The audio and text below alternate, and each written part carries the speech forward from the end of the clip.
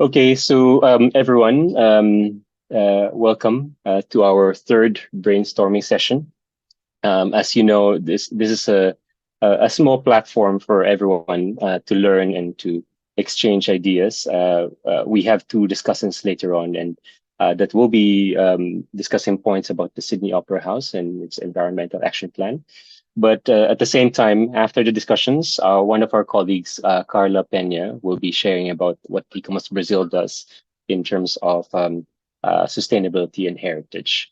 As I've said in my email, this is a prelude to our big event, which is for ICOMOS. It is the GA 2023, which we were earlier discussing with Ona is here with us. Thank you very much for attending as well. As usual, the objective of this engagement discussion is to really have a platform to listen to different perspectives on integrating heritage and sustainable development. We want to create a shared base of knowledge that levels off different ideas, principles, and align actions. So at least we have a better understanding of what different sites, different perspectives, different principles of heritage and sustainability. It is a way of testing out ideas to improve our ways of working. So if you have some new ideas on how to connect heritage and sustainable development, this is that platform. This is a place to co-create knowledge, and it is also an informal space to think about ideas and share ideas. So later on, once the discussants share, feel free to give your points. There's no right or wrong things in this platform. I just want to also share a little bit of what we do for the SDGs Working Group. We have a task team called World Heritage and Sustainable Development Policy, which we are currently discussing a new thing, but I would like to highlight the work that we do every year, or at least the last 2 years. We were 2 years ago, we were in Fuzhou in China for the World Heritage Committee. We also did the report for this year for the section of 5C or 5D sometimes, which is World Heritage and the Sustainable Development Policy. Last year, I made a mistake in the writing here. In WeTrap in Shanghai, we celebrated with WeTrap on the 50 years of the World Heritage Convention, which some of us did present some items. And I put a picture here with Ona and Museum of Koja Ahmed Yasawi, which I was present with Ona and others when we presented the work of ICOMOS and sustainable development, and also did a management plan workshop in that World Heritage site. Now, the task team is looking at how to really embrace World Heritage and sustainable development. We're discussing on how that can happen in the nomination process, evaluation process, the periodic reporting and management plans. And we have some potential actions that we're thinking of. I will be sharing a little bit more on this when it's developed. But I think if you're interested to really look at how World Heritage and sustainable development comes together from the ICOMOS perspective, this is a task team that you should be joining.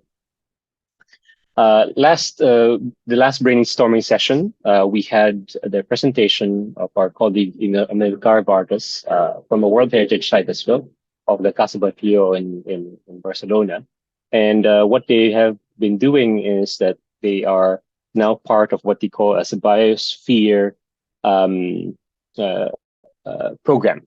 Now, Caballero has 3 main axes of sustainability. They became part of this program in 2019, and they are part of this. This biosphere program has been there from 1997 and provides different kinds of strategies to explain how to achieve lifestyle and models in line with global sustainability principles and goals. So we will be uploading this video as well to our YouTube channel. Now, before we also did research on World Heritage and sustainable development in the perspective of climate change, which I think Lydia Loopesko will be sharing.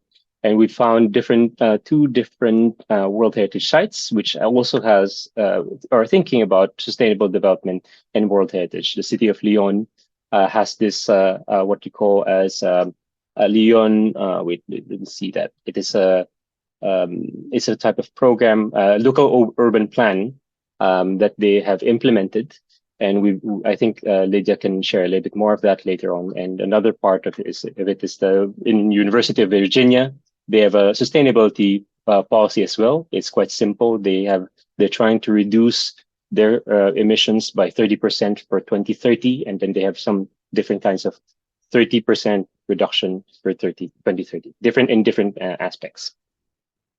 I will not go through this one as well, but what happened during the presentation or like the research of Lydia was that we got to know the environmental action plan of the Sydney Opera House, which we were quite excited by that. And I've seen that they have already had 4 iterations, which I think Emma will be discussing to us later on. And then let me just introduce our 2 colleagues who will be discussing. So Emma Bonbonato is from the Sydney Opera House. She is driven by purpose and inspirational leadership and sustainability, with a passion for the role that both culture and cultural institutions play to support sustainable cities, sustainable cities and communities.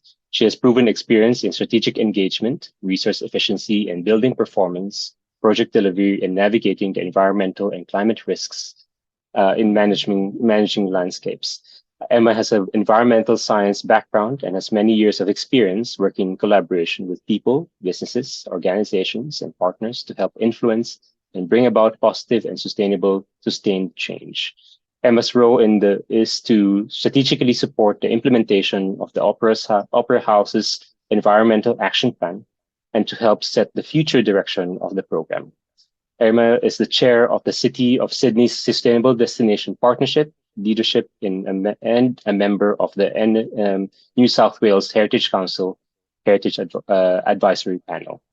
Now, Lydia Loopesko is our member for the SDGs Working Group, and she currently works as Associate Communications Officer at Carbon Gap, a nonprofit organization dedicated towards helping Europe become a leader in carbon removals. Prior to working at the Carbon Gap, she has worked as a community manager at the startup Basecamp, a startup aimed at accelerating capital deployment towards climate tech, and a program coordinator for US ICOMOS in the International Exchange Program. As a former IEP participant herself, she participated in the research of the SDGs Working Group and examined the integration of SDGs and climate action to the management plans of World Heritage Sites. So I'll stop here and then let Emma present her items for the Sydney Opera House. Okay, well, thank you for the introduction. Hello, everybody. As Gabriel mentioned, my name is Emma Bonbonato, and I'm the Manager of Environmental Sustainability at the Sydney Opera House. So today I'm going to talk about the work that we've been doing really over the last decade to strategically embed sustainability into everything we do, so both on and off our stages. Talk a little bit about the challenges and triumphs along the way, and talk about how we have done some work to strategically align our community programs with the global goals, or the UN SDGs. So before I start, I'd like to acknowledge that I'm talking to you from Wongal land, and so I'd like to acknowledge First Nations people of all of the lands that we meet on and are coming to this meeting with today, and pay my respects to elders past, present and emerging, and just like to talk about how significant the Opera House site is in terms of its context. So for tens of thousands of years, the land on which the Opera House now stands has been a meeting place and gathering place for local First Nations people. So 50 years ago, the Opera House was built in a very special location in Gadigal land, and a place for the whole community to continue to come together. So to continue that legacy of coming together as a meeting place, to be inspired by art and culture. So since then, the Opera House has provided a stage for diverse voices and created a space for conversations that really matter. And we've opened up the building to more of the community and have strived to reduce our impact on the environment. So that's what I'm going to talk to you about today in terms of my role, because we believe as a global icon and a symbol of modern Australia, the Opera House has a responsibility to create the kind of world that we want to see. So I really like to talk about the Danish architect Jon Utzon, and the fact that in building or designing the Opera House, he was inspired by nature. So built for the community, inspired by nature. And we can see all of these different elements that Jon Utzon was inspired by. So patterns and colours, from sustainable fishing, landscape, organic forms, all of those types of elements are actually integrated into the architecture of the building. And we also like to draw on really practical examples of environmental sustainability being part of our DNA from the very beginning, because we have a pioneering cooling system that draws harbour seawater to operate our heating and cooling system. So for those who are going to be coming on the tour, you'll get the opportunity to go and actually have a look at the chiller plant and the system that I'm talking about now. So often we talk about sustainability being part of our DNA, but that we also then are able to use that example as why sustainability is so important to the Opera House. So really what we're doing is continuing Jon Utzon's legacy, and we've been committed to sustainability in a formal way for over a decade. So I've been working at the Opera House for about 6 years, but environmental sustainability in the work has been ongoing for a number of years. So as a global icon, it's really important that we look at environmental sustainability and social sustainability in terms of what we do in our vision and our mission. So part of our mission is to inspire and strengthen the community in everything that we do. So how this translates into practice is through our strategic commitment to both environmental and social sustainability. So on the slide here, you'll see our community action plans, and there are quite a few of them. And my role is to help and work with the team of community leads who implement these relevant plans. So we've got our reconciliation action plans, our First Nations, our accessibility action plan, our environmental action plan. Newer plans, our diversity, inclusion and belonging plan, and our heritage action plan. Now we wrap that up into one bundle or suite of our environmental and social sustainability plans, and all of those work together. One of the things that we did in 2019 with the redevelopment of our reconciliation action plan, accessibility plan, and also our environmental plan was aligned with the United Nations goals. We were one of the first arts institutions to do that. And the reason that was so important for us is because we have all of these plans and we needed a way to integrate them. So to have some sort of a framework that was important globally, some sort of a tool that would be recognized as world's best practice for us to use to guide the work that we do, and also as a way to start to think in a coordinated and intersectional way about the way that we work together to drive outcomes and create impact. So it was a really important moment for us. And a few years later, we actually brought online a new strategic plan. So a diversity, inclusion and belonging plan, which actually is the very fine work of Anna Yanachkova, who's on the line today, and our heritage action plan as well. So you'll see, taking these not silo-ish plans and making them all work together in one suite, really important part of the work that we're doing. Now, so in 2010, our first environmental policy was created.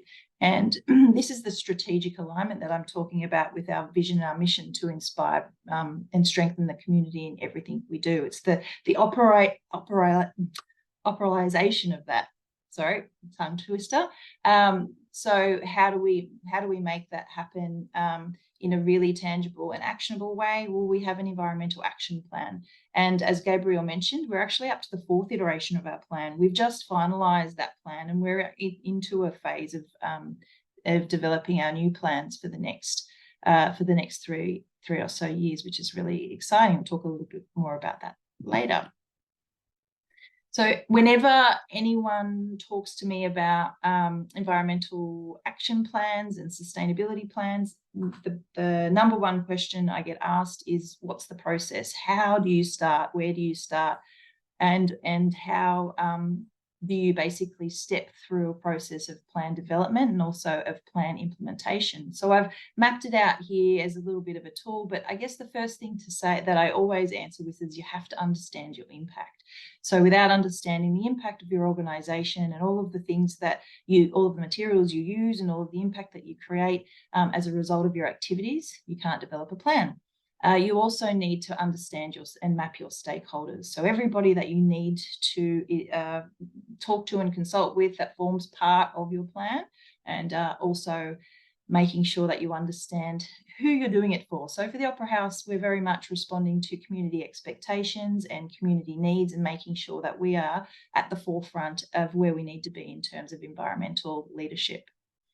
Consulting widely, of course, to gain buy-in. I'll talk a little bit about setting goals and targets and assigning responsibilities in that process, all the way down to implementation. So why it's so important to establish champions, how to enable people, how to monitor and measure your performance, and really most importantly, how to celebrate and showcase achievements, because one of the most important things that we do and the Opera House is a platform for, is to be able to set a great example that inspires others. And so when we talk about inspiring positive change, that's the crux of our why. It's to be able to have tangible examples of things that others can do. If the Opera House can do it as a World Heritage listed building, we hope that we can inspire other businesses and members of the community, individuals and organisations to follow our lead. So measuring our impact, I won't talk a lot about this. It's just to give you a snapshot of our understanding what all of the resources that we use. We monitor our water consumption, electricity consumption, how much waste we generate on site, things like office materials and paper, and how much we recycle or divert materials from landfill. So we measure construction materials, we measure operational waste, which is all of the waste that might be generated from our performances and from our food and beverage, those kinds of things. And we also measure our carbon footprint every year. Our carbon footprint is part of a certified climate active. So that's a Australian federal government scheme for carbon neutrality. So we have been doing carbon footprinting since about 2018.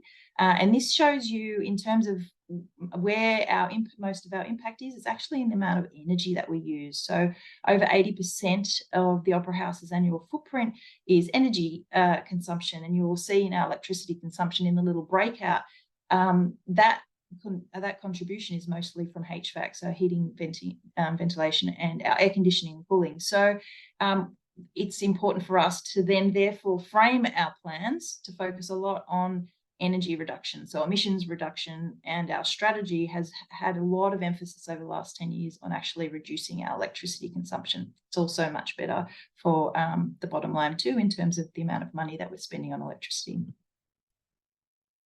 These are all of the people that we need to build into our plan. So consider our stakeholders, so both for consultation, also for buy-in, and also for collaboration. So we have of course, we have our artists, our staff, and our contractors. We have patrons in the community. We have industry, our tenants. So our tenants are the operators who work on site in our food and beverage, so our venues and our restaurants and cafes. And we also have partners, which are really important to us. Partners enable so much of the work that we do. And we have global goals partners as well, which I'll talk a little bit about down the track. Gabriel already showed you a snip of our plan, but this is all of these things in terms of understanding our impact and where our emissions are and what we need to do have fed into the fourth iteration of our plan. So this is our current plan, which has recently wrapped up, and these targets are all iterative targets. So really important to focus on emissions reduction, so reducing our consumption of electricity, looking at waste reduction, also making sure that we're diverting as much waste as we can from landfill and eliminating things like single-use plastic. I guess one of our biggest and most ambitious targets was to be a 6-star Green Star rated building. So by the Green Building Council of Australia. And that's really important to us because it's an independent assessment of the Opera House's environmental and social performance. And we've been working on that for 10 years and started off with a 4-star rating back in 2015, which was equivalent to best practice in environmental management, achieved a 5-star rating in 2018, and then in 2022 achieved a 6-star Green Star rating, which is obviously really exciting for us because it's a World Heritage building. It was really challenging and a complex project for us to achieve, but it demonstrates for us world leadership in environmental and social sustainability. So a really, really important project for our 50th year anniversary. And these two other projects are a work in progress, but I'll talk a little bit about sustainable event management as I go through the environmental action plan. Is like all of our action plans are actually mapped to the UN global goals. So you'll see here that in terms of those SDGs, we have 6 goals that have been considered the environmental action plan is most impacted. So reducing our environmental impact, I mentioned that we're a 6-star Green Star building, and we're also carbon neutral, so certified carbon neutral by Climate Active, which is an Australian federal government scheme, and we have been since 2018. Really important that the Opera House has independent certifications and assessment to make sure that we have the credibility and a robust process in place to have that third-party assessment. We're 100% renewable and have been as part of this World Leadership project, which is really exciting. We have been working, as I said, on energy efficiency for at least the last 10 years. Some of the bigger projects that we've implemented here in terms of being able to reduce our emissions, but also thinking about how that actually helps us manage our bottom line. So our electricity consumption is one of our highest operational costs, and really important for us to implement projects that also help us manage and conserve the building in terms of heritage management as well. So the concert hall is a really great example of that. In 2015, the lights were upgraded, so that enabled us to be able to reduce electricity consumption by 75%. It also helped us reduce our heat load. It improved safety because it meant that our workers were not required to go up into the ceiling or to change the crown lights, as you can see, a relatively precarious job to have to do with LED lights. They haven't needed to do that since their installation, and also to the added complexity of making sure that they're compliant with our conservation management plan. So these lights were specifically designed to maintain the original aesthetic, and it was a really complex project at the time that won a whole bunch of awards. Super impressive, but also had lots of different benefits. As I mentioned on the tour, you'll see our chiller plant that's responsible for heating and cooling the building, and it's part of the innovative design of the building from 50 years ago, and it is one of the highest energy consumers. And so we've actually upgraded our chillers in 2018, and that was one of the largest chunks of electricity reduction that we've been able to achieve with the implementation of our building management control system, which is the way that we monitor and control the building. It's like the brains of the building. It helps us monitor all of the spaces in the venues, set temperatures at the correct temperature for maximum occupant comfort, but also help us use energy as efficiently as we possibly can. So those two projects help us reduce our consumption by about 10%. So a lot of these big projects have been done now, which are really important and have contributed to our 6-star Green Star rating. Waste management is another example of a project that has been implemented for a number of years. Really innovative way that we looked at the way that we manage waste on site. So what we have tried to do is make sure that 85% of our target is 85% of our total waste is diverted from landfill. We started off in 2018 with 55% diversion rate, and we're now achieving over 90%. So the way that we've restructured our waste streams and our collection systems and engaged with our waste service and cleaning contractor has been really key to achieving such a wonderful result. And we can go into a deeper dive for those that are coming on the tour. During renewal, our decade of renewal, we had implemented a target to divert 80%, a minimum of 80% of all of the construction waste through each project. And we consistently achieved over 90% through every project, which was really great. The way that we worked with our contractors on site, the way that we were looking at retaining heritage materials, heritage fabric for reuse and repurpose. Also looking for opportunities to salvage materials. So you will see in the top right-hand corner, this is an example of what we call Tide, or an immersive experience, where all of the timber is brush box, and it is a heritage timber that we use around the rest of the Opera House, but it's also 100% recycled from an old warehouse in Newcastle. So we're able to use recycled material instead of virgin material, really important part of that project. So for those who are interested in carbon neutrality, of course, whenever we get to the end of our emissions reduction, we have achieved over 20% over the last couple of years, which has been really important in terms of our carbon footprint.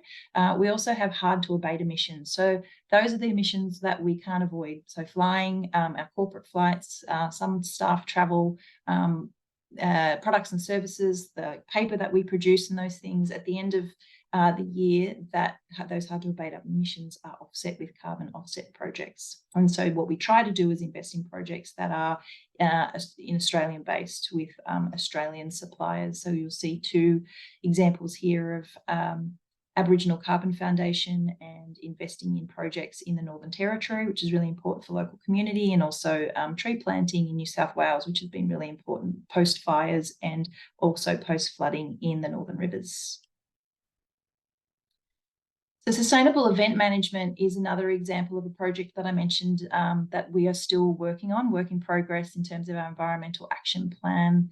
And this has been important because we have focused so much on the building and its performance, and now our mind has been shifted, and our focus has been shifted onto the way that we deliver the performances and the way that we work with our artists and to deliver sustainable events, so outside and inside. And that's a process that we will require compliance with an international standard for sustainable event management. So we're probably 75% through that process at the moment. Part of that was to develop 10 principles, which were really important. That's set the foundation or lay the framework for the way that we commit to sustainable events. And when I talk about sustainable events, I'm talking about environmental and social sustainability too. Really important for us moving forward to recognise how important it is for us to reflect environmental and social sustainability as one integrated program. And also it gives us the opportunity to amplify or bring to life the global goals as well. The UN SDGs have all been mapped to this process and really important part of this project. Well, we're very lucky sometimes to have artists that are equally as engaged and interested in sustainability as we are. And so it's the unicorn of an event when we're trying to work on ways to do things differently, maybe a little bit more innovatively, and maybe push the boundaries a little bit. So Jack Johnson is one of those artists who is just so inspiring and actually helps us as much as we help them when they're going on tour. And just is a really great champion and ambassador for why it's so important to think about the environmental impact of your tours and your performances, but also how much opportunity he has with his reach to inspire people and make sure that those messages of sustainability are embedded into his performance and the way that he delivers his concerts. So it's an amazing example to work with Jack.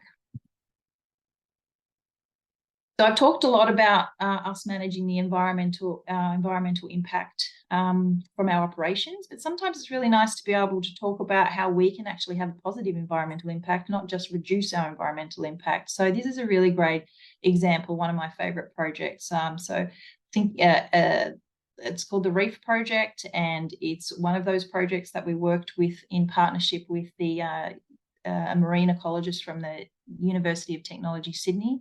And the issue was that artificial seawalls actually are linked to a decline in species, marine species. And one of the projects saw an opportunity, because obviously the Opera House is surrounded by an artificial seawall, to see actually how can we turn that around and do something good and add a little bit back into our local environment. And we have these amazing species that have all been part of a project where we've actually installed artificial reefs. So 28 small pods along the side of Bennelong Point. And it's a really nice project because it gives us the opportunity to talk about marine environment. Obviously, Sydney Harbour is our beautiful backyard, and for us to be able to talk about how important that is to us, to protect it, it also gives us the opportunity to talk about marine plastic and single-use plastic and why it's so important for us to reduce that over time. And it also gives us an opportunity to create homes for seahorses. So who doesn't love a project like that? So recently we had White's seahorse, which is an endangered species, call our habitats home. Really nice that this project has been able to achieve the outcomes that we wanted it to over about 4 years. So here's another, if you haven't, here's a couple of pictures of the actual structures themselves on the top left-hand corner, and they've encrusted over time and now have about 8 species that have been surveyed in the area, 8 more species that have been surveyed in the area compared to the baseline. Also important for us to think about how we respond to the impact of the environment. So I won't talk about this in a lot of detail because I know Lydia will probably touch on climate action and the work that we're doing, but really important, of course, to think about climate risk and preparedness and adaptation planning. And we have been doing that over a period of at least 5 or more years. Obviously, the Opera House is World Heritage listed, and we have been looking at climate risk since at least 2015 in terms of how we develop climate risk matrix that then feed into an adaptation plan. It's really important for us to understand the impacts of climate change, the impacts that are happening now, and also the impacts that are happening in the future. So we've obviously needed to look at sea level rise and those impacts, storm inundation, and storm events, and things like climate impacts like bushfires, climate impacts like extreme heat and flooding, all of those things that go into a matrix that it impacts the building, its infrastructure, its operation, but also people's experience and the way that people experience the venue as well. So that process has been to identify risks, gather lots of data. Really important part of this process is to start to gather data and assess trends that are happening over time, particularly in terms of the way that extreme weather like storm events potentially impact on our events or on experiences outdoors, which is a vulnerability. And think about how we respond to climate impacts via future work. So what is the opportunity via new construction projects and renewal to embed and consider climate risk mitigation factors as part of that process and design work? Extreme weather, that's just some examples of the types of impacts and interdependencies, our transport systems and things like that that are also linked to the way people experience the site. And sea level monitoring. So we can see here a king tide. We monitor king tides, we monitor storm surges, we monitor all of that information. Is really important to help us make real informed decisions about the way that we operate the site, manage the site, and maintain the site. So engaging and inspiring, this is the last piece, which is really important. So we spend a lot of time looking at the environmental impact, the way that environmental impacts us, but one of the most important things we do is to engage and inspire our community. So the way that we do that is through marketing and communications. So we tell stories and we use examples, tangible examples of, say, environmental sustainability projects, outcomes and achievements, and we embed those into our marketing and communications collateral. Or you will see examples here, for instance, our website or in our tickets or in our digital signs that you might experience when you come to a performance. Really important ways for us to get those messages embedded into our BAU and make sure that people are very used to seeing messages of environmental sustainability whenever they come to the site and experience a show or a performance. And probably one of the most important parts of what we do is thematic programming. So making sure that when we are programming different performances throughout the year, that we are thinking about impacts, environmental messaging, in social messaging like climate action. So this is a really great example of Sydney Festival. It's called Thor. It was a 3-ton block of ice which was suspended above the Opera House and above the harbour, and it was a performance art piece by artist legs on the wall. So, and it was really powerful because it enabled people to come and experience the art, but also have really important conversations about climate action and talk to their friends and family about why it's so important. So it's just one example of thematic programming. Creative learning as well here is in schools for children and families, having kids come along and attend some sort of performance or experience that talks to children about climate action, but in a positive way. So, you know, it doesn't become overwhelming, and that's obviously not what we are trying to do. We have green champions. So our SEALs, that's a sustainable environmental action leaders, are our staff who are so engaged with sustainability, and they really help us bring the fun and foster engagement and sustainability across all of the different portfolios of the house. And these are all of our activities. So Anna is on the line today. She's our Global Goals Senior Engagement and Comms Person Expert Extraordinaire. And part of her role was created to help us make sure that the UN Global Goals were embedded into all of the engagement activities that we do across the house, for staff internally and also externally as well. So it's been a really important part of the way that we inspire positive change through every activity and calendar event throughout the year. This is my wrap up, and it's just really important to talk about the power of art and culture. So Richard Curtis, who is a filmmaker and a humanitarian, was very lovely to quote a couple of years ago when we aligned with the global goals that we should never underestimate the value of culture and arts. So art does things that the UN documents can never do, and the global goals can be done.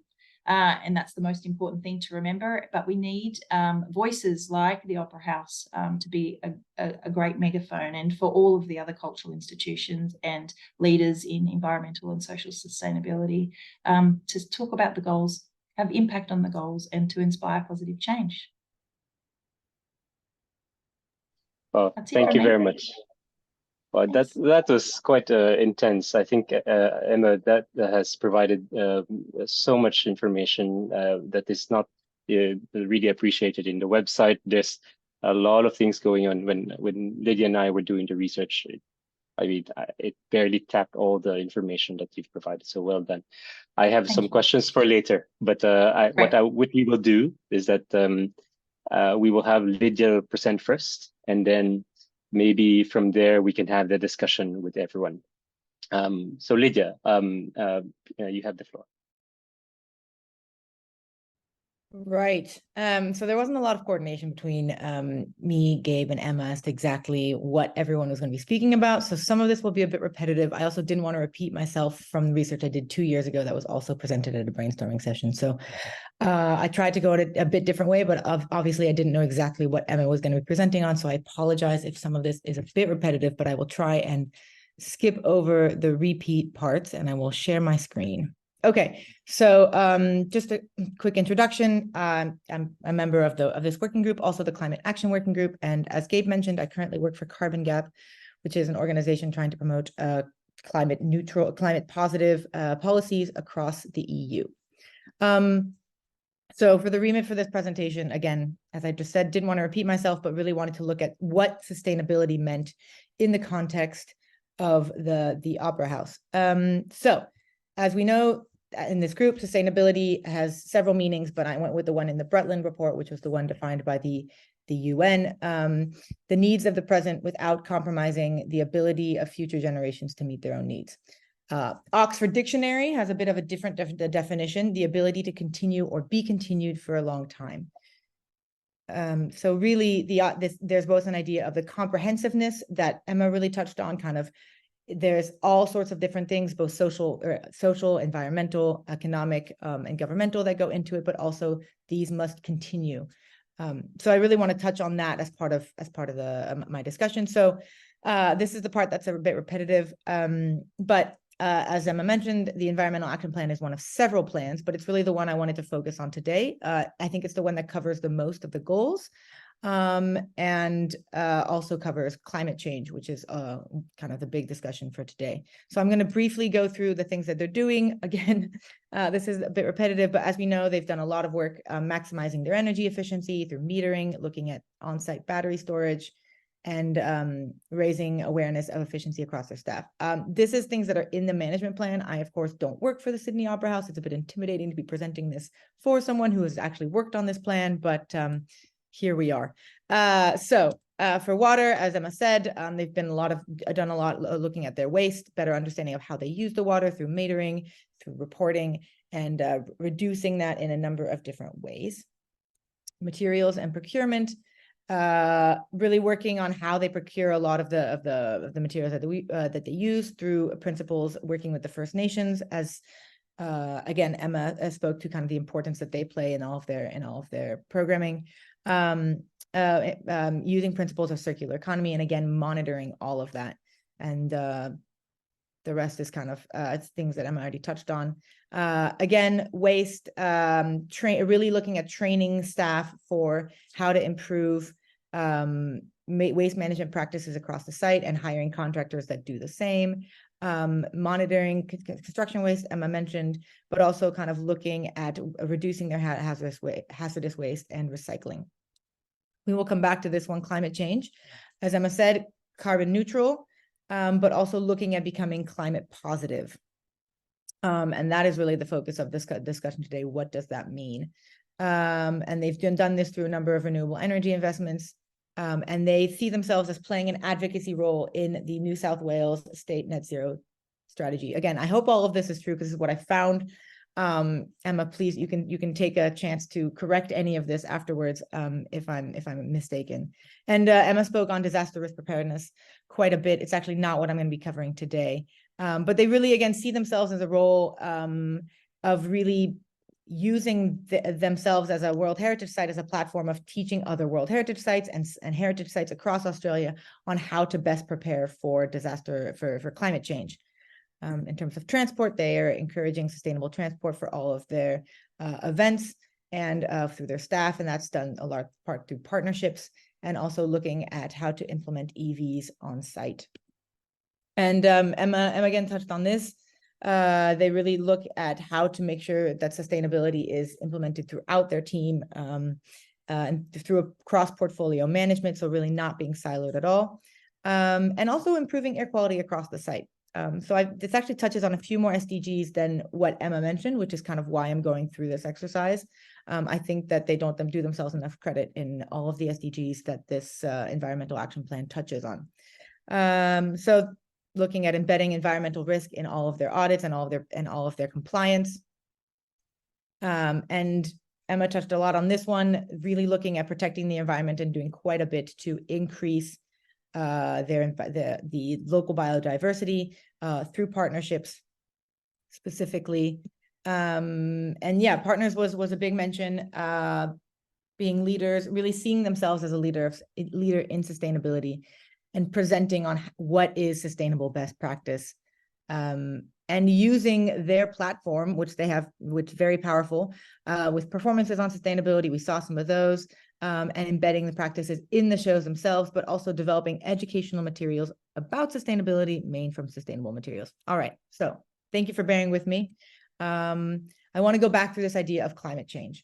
So they are, of course, remaining carbon neutral, but also climate positive. So a key difference here, carbon neutral is specific to carbon footprint.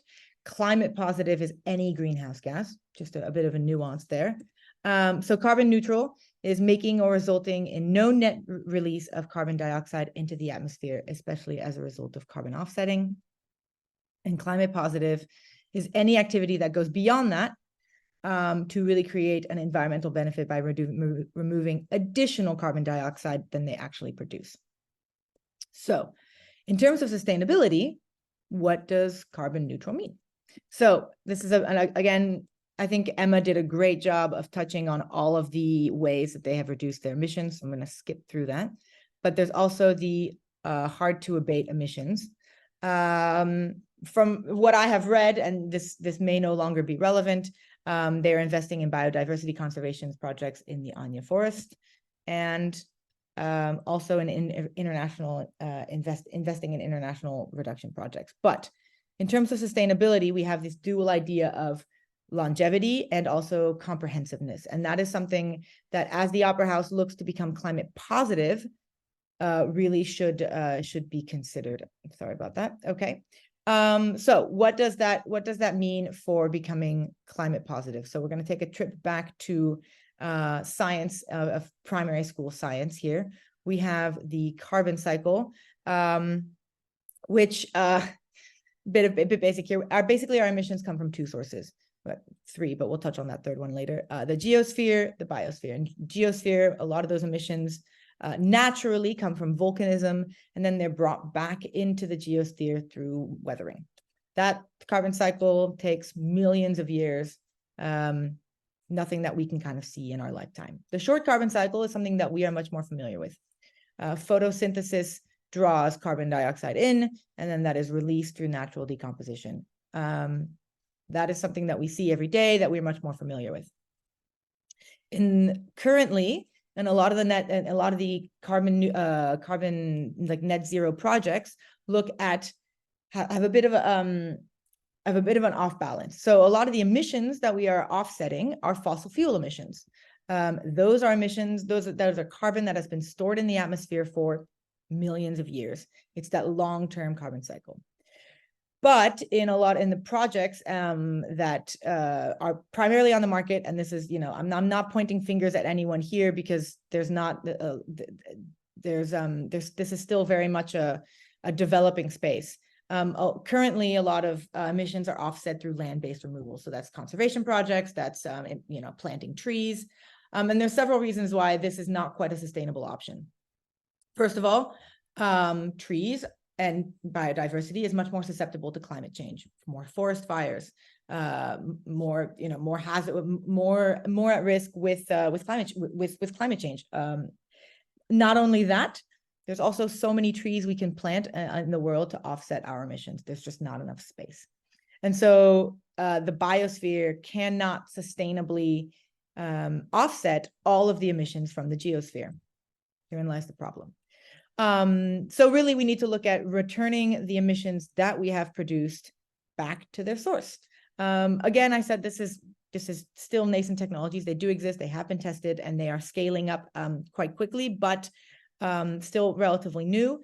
Fossil fuel emissions can be captured directly from the air, by also enhancing weathering, enhancing mineralization, and also captured in biomass, something called biochar. Land-based emissions, so that's all the ones from farming, from animal husbandry, from slash and burn, all of those should be then offset through the biosphere, kind of return like for like. That leads to an interesting question about what we call the anthroposphere. Basically, all of the emissions from humans building their own environment. So concrete is the most consumed product after water on Earth. We use a lot of it. The construction of concrete is responsible for 4 to 8% of all global emissions. It is a huge emitter. And 1 metric ton of cement basically is almost like for like yields 0.7 metric tons of carbon dioxide. 50% of that is from the actual chemical reaction of creating cement. And then the other 40% is from the heating to actually form that cement, that we have to burn it at very high temperatures. And 10% can be offset from the actual electricity, whether renewable is used or not. Well, that's a major issue. So when we look at ways that buildings, and again, I'm not here to preach to the Sydney Opera House. I'm just using it as a vector to discuss kind of on these topics. What could a building possibly do? First, capture and reuse its own emissions. Now, this is never going to reach climate positive because all of those emissions are the ones that are already being produced. But it is a way of reaching net zero. Then there's also investing in carbon capture projects relative to their emissions, like we just saw. So to really ensure this longevity, this circularity, fossil fuel emissions, invest in projects that return them back to the geosphere, and then any land use emissions back to the biosphere. That leaves all the construction emissions. That we could really look at capturing and storing a building's own emissions to be sequestered in cement. And that is already happening. This is a picture from a building, from a project in a building in New York, where they're capturing the building's emissions, turning it into liquid carbon dioxide, and then using that to create carbon negative cement. And that's really a kind of poetic way of looking at climate neutral, because it's emissions from a building to create buildings. And it really is, it's kind of coming full circle.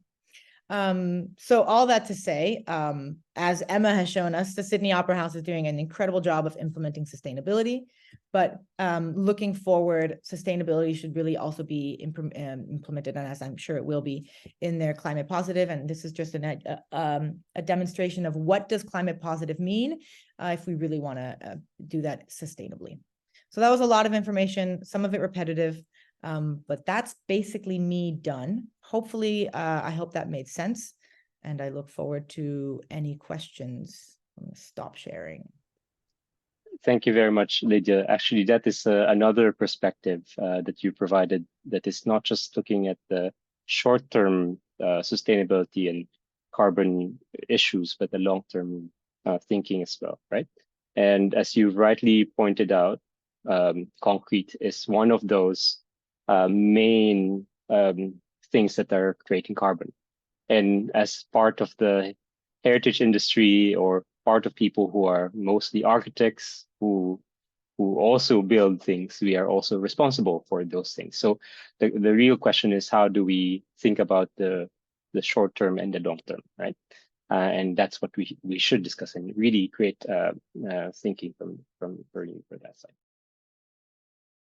So what we can do now is that if you will allow me, we can have this discussion.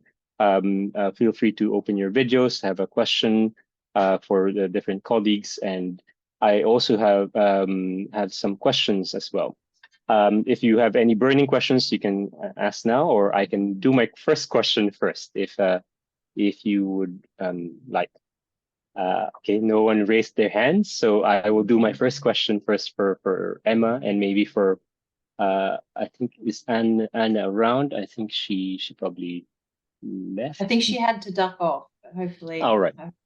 So maybe it's more of a technical question for World Heritage. I mean, the amount of work that you were doing is immense, and is it actually reported back to first the World Heritage Convention that you are doing a lot of these work as a part of the periodic reports and all? And then secondly, I think I remember you said that Anna was looking at it from the global goals perspective. Does it form part of reporting to the United Nations for voluntary national reviews or voluntary local reviews from the national perspective or the Sydney perspective? To answer your question, both of those are no. We don't. Well, Laura might correct me. Laura Matarese, she's our heritage manager in terms of the reporting. The reporting that we do is via our annual report every year, and we don't do any voluntary reporting to the UN directly. Although we are in the process of developing our new sustainability strategies, and reporting is very much a focus of that, just in terms of how we report well, consistently, the types of metrics that we use across environmental and social sustainability, and hopefully that will, I guess I could say a couple of years of COVID really impacted on our ability to be able to do a couple of the projects that were on our list. Reporting and focus was one of those. So it's a great question. We should be reporting more. We just want to be able to, I guess, create a construct and a framework for reporting that sits across all of those plans, that is, repeatable year on year. Yeah. For target 11.4, what is reported to the UN is the amount of money that is spent for protecting heritage. So that is easy to report, and to give that to let's say to Australia or to the Sydney, the city of Sydney, if there is what they call as a voluntary local review. I mean, you can provide that kind of information to say that we are doing that target 11.4 or something else. I think that makes it a little bit more easy for type of reporting. There's a question that we also asked Casabatlio, and they said no as well. So I think that kind of linkage to the global perspective is something that is good to have. Any questions for our colleagues so far? Katie, you wanted to say something? Yeah. Yes. First off, thank you to you both for your very interesting presentations, and I think it's a very good thing to see and learn from a World Heritage Site, and in that I take a little from Lydia's words in terms that, well, what a single building can do. Well, a building that is a World Heritage Site can do a lot, not only by very precise and very, why not say, impressive plans, and especially engaging the communities, and also taking advantage of the visibility as a World Heritage Site to engage not only communities, but also the different programs that the UN has related to climate change and inclusion. But also, I think it's very important what Gabriel has said about reporting to the UN, because looking for beacons for people to look for, and to take an example about carbon emissions and what we can do about climate change. Even though it's a building, it is also a very impressive example that can be seen by everyone to take precisely actions that can emulate or at least follow the example of the Opera House. I think in terms of that, it will be important that to take advantage of the World Heritage denomination in order to encourage people to take such actions, because those can be replicated, and most of all to youth, because, well, if we can get them to engage in this type of projects when they become professionals and adults, of course, they will follow this kind of initiatives. I think that's the main value, I think, of all this work.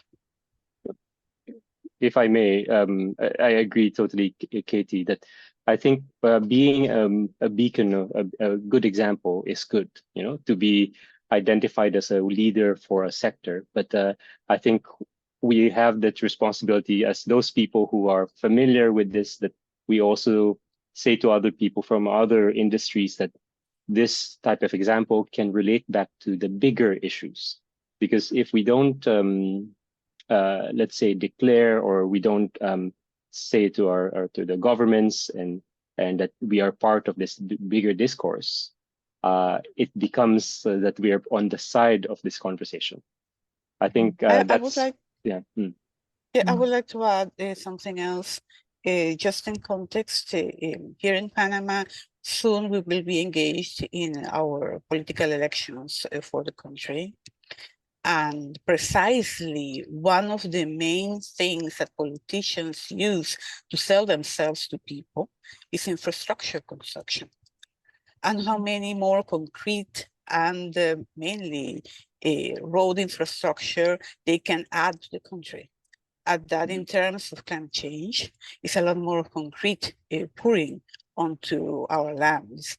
But for them, it's their main asset to get elected.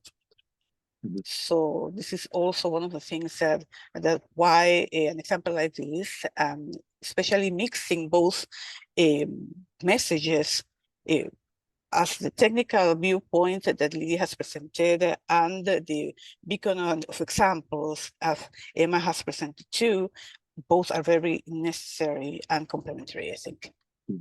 Thanks. Lydia or Emma, do you have any thoughts on what has been said? Yeah, I mean, I couldn't agree more. They're both really important points that you have made, Gabriel, and also Katie. And, I've made a couple of notes because it is important. And we've, within our community of practice, we've been talking a lot about, how we create, more impact. And I agree with you that, in this next round of our strategic plans, there's a great opportunity for us to think about, you know, how to push the dial a little further in that respect. So that's really good for us to consider. Yeah, thank you. Okay, Anna, you had something to share? Yes, thank you, Emma and Lydia, for the two really great presentations. I was in Sydney in February after almost 20 years. 20 years ago, I was living there as well. And I saw a lot of new development around the Sydney Opera House, all around the harbor. And Emma was wondering if you as Sydney Opera House or your unit were involved or even called to discuss this kind of new developments. I ask this because if we're talking about impact, you emphasize a lot on climate change, but one of the big impacts that I've seen in the area was all these new developments, and this is linked to the previous comment, because it's maybe not about necessarily the material of concrete, but the high impact of not only nature but humans. So I was wondering if you have any comments on this.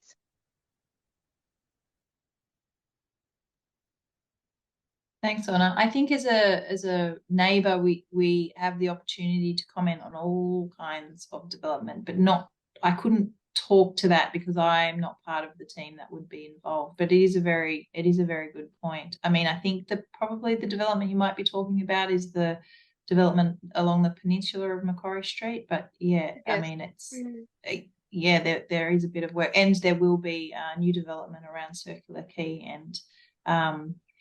You know, we are a neighbour, so we do have the opportunity to be consulted, but I don't know the details. Sorry. Okay, yeah, it's you know, because it's also World Heritage, you have the commitment, you know, to report to the World Heritage Committee on big development. So it would be interesting to see if we find out more when we're there in the coming weeks. Thank you. Yeah, it's a good one to pick up for when you're out for the GA, and one for my colleague Laura Matarese to discuss, actually. So we will pick that up again. Thank you. Thanks, Emma. I think Patricia also had some thoughts. Yes, thank you so much.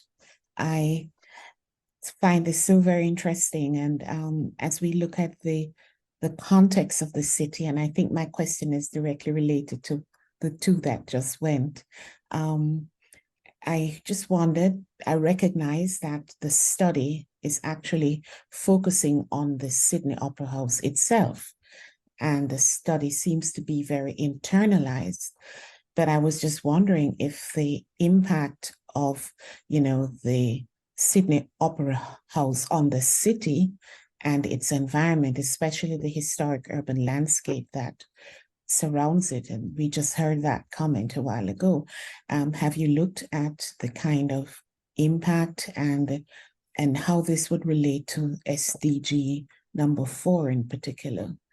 You know, I just wondered if that has been done, and if there is an intention to undertake that kind of work and to see how it impacts in the environment of the community and the education of others about all of this. Thank you.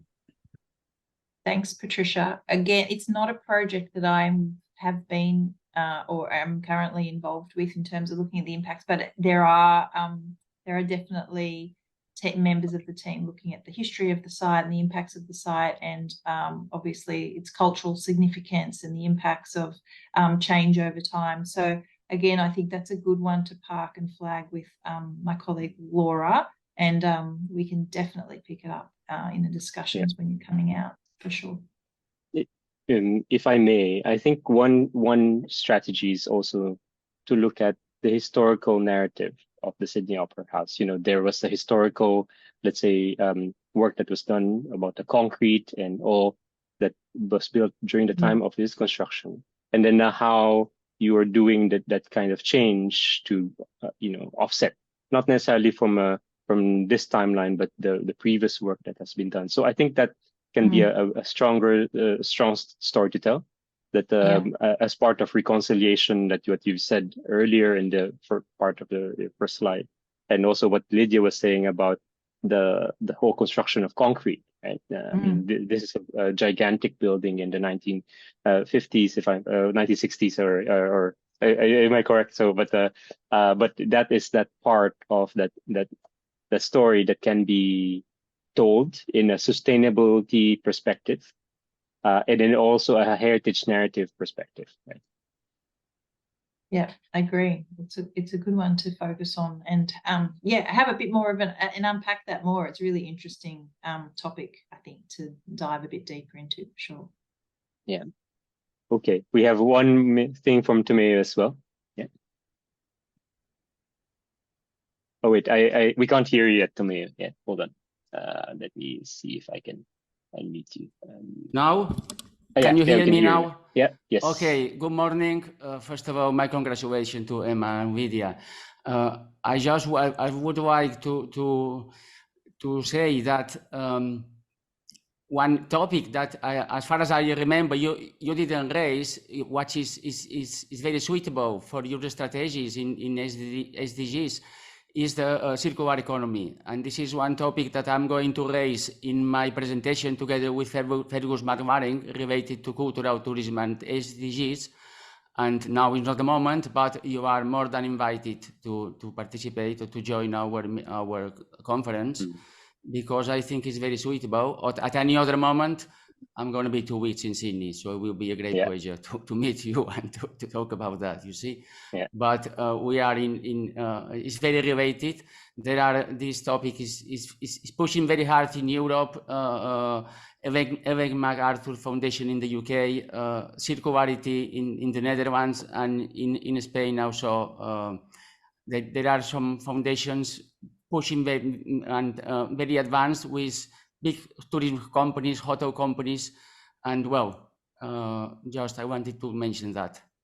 Yeah. And okay. Thanks, Tomeo. So Tomeo is discussing that he will be part of the Heritage Hub that will be happening, and then there will be a discussion on tourism, sustainable tourism, and the circular economy, which I think it will be shared soon. Tomeo and Fergus will be giving their information soon to us. But I think it's good as well that the economy, how does the Sydney Opera House contribute to the economy?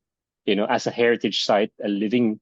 I checked my Google just now. 1973 was the opening, so apologies for that. But it's okay. It was in construction in the 50s and 60s. Yeah, it was a long time construction. So, but that whole period, that whole idea of the economy and how does in a different aspect, in a different way, how does Sydney Opera House contribute? Which is it's a major player for tourism, right? For the city of Sydney. Yes. Absolutely. I mean, I work, or I'm part of the Opera House is part of a partnership or a membership with the City of Sydney called the Sustainable Destinations Partnership, and that's the core focus of the group. Really, is to work across the hotel, venue, and accommodation sector to make sure that Sydney is recognised for its contribution from a sustainability perspective to the economy. And look, I could talk, there's so many things like circularity I could have talked about, and sustainable tourism definitely could have talked about. There's a lot of things that you have to talk about in 20 minutes, but there's so much that we are doing in the world of sustainable tourism, also responding to consumer demand, and just having conversations about people actually wanting to know what are we doing in terms of sustainable tourism as a venue, as a place that people want to come and experience, where those that want to have a lighter impact on the environment and all of those things. So there's a lot to talk about in the sustainable tourism perspective, and also our contribution, as you've said, Gabe. There's a bit of work that's being done to recognise that contribution as part of our 50th. So it's a really important piece of work. Thanks, Emma. So I think I will have to do one last thing before we go to Carla. Any last thoughts? Maybe Lydia, you have any thoughts from what you've heard, or because I think Emma has provided some feedback. What are your thoughts on the questions and what you've presented? Yeah, I mean, I realized that my presentation was very technical and much more on the like technical aspects of what does carbon neutral mean. But I think in all of these projects, whether they're hard science, geologic removals, or whether they're conservation projects, I think the SDGs, not only did I show kind of the longevity that these need to be long, but I think the SDGs can be incorporated in all of them. And I think the role that this, like that heritage can play in every single one of these projects is very key. That's just all I mean. I feel like my these conversations, all the questions have been much more on kind of the heritage and the significance aspects, which is a bit more unrelated to the topic that necessarily I spoke about, but I do think that they are related, and there is a piece that heritage can play in climate action, and in becoming climate positive, just as you know, the Sydney Opera House is looking at doing.